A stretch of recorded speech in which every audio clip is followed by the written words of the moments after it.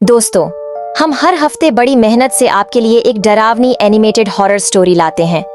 अगर कहानियां एंजॉय करते हैं तो चैनल को सब्सक्राइब जरूर करें और बेल आइकॉन दबाएं ताकि कोई कहानी मिस ना हो।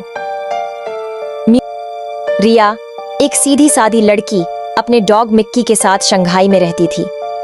वो एक छोटे से गांव से आई थी, लेकिन पिता की मौत के बाद अपनी माँ और बहन के लिए कमाने शहर आई।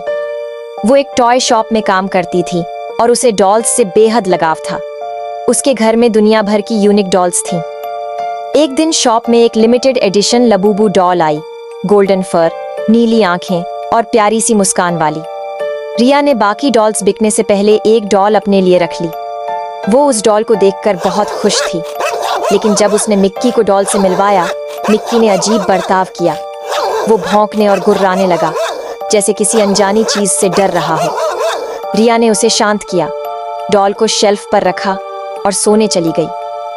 रात में मिक्की कमरे से बाहर चला गया। अगली सुबह रिया ऑफिस जाने लगी तो मिक्की उसे रोकने लगा।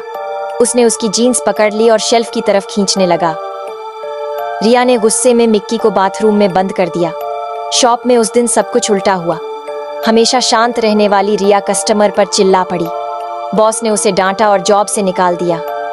उलझी हुई रिया घर पहुंची। रात को उसे अजीब सपना आया। एक लाल रंग का सड़ा हुआ राक्षस, उसके लंबे नुकीले नाखून और दांत, और वो उसका गला घोंटने लगा। रिया चीखते हुए उठी और देखा कि लाबूबू डॉल उसके सीने पर बैठी थी। मिक्की तुरंत कमरे में आया और उस डॉल को मुंह से खींचकर चिथड़े कर दिए। रिया ने राहत की सांस ली, डॉल को डस्टबिन में डाला और सो गई। लेकिन अगली सुबह वो डॉल फिर से शेल्फ पर रखी थी। अब उसकी मुस्कान मासूम नहीं, डरावनी लग रही थी। रिया के हाथों पर लाल लाल चकत्ते थे और मिक्की गायब था।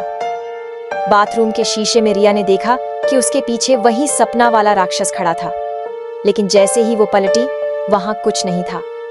बस शेल्फ पर वही लबूबू डॉल थी, जिसे मिक्की ने फाड़ दिया था। डरी हुई रिया ने इंटरनेट पर लबूबू डॉल के बारे में सर्च करना शुरू किया, और वो जो पढ़ा, उससे उसके पैरों तले जमीन खिसक गई। दुनिया भर में लोगों पर लबूबू डॉल ने अटैक किया था।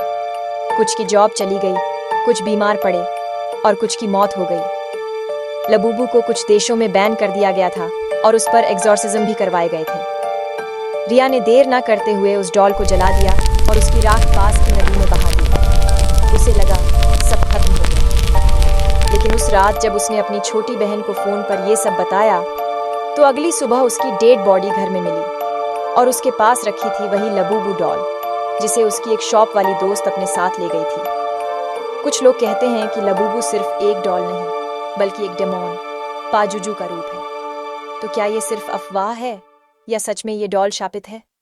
आपका क्या मानना है? हमें कमेंट्स में जरूर बताइए।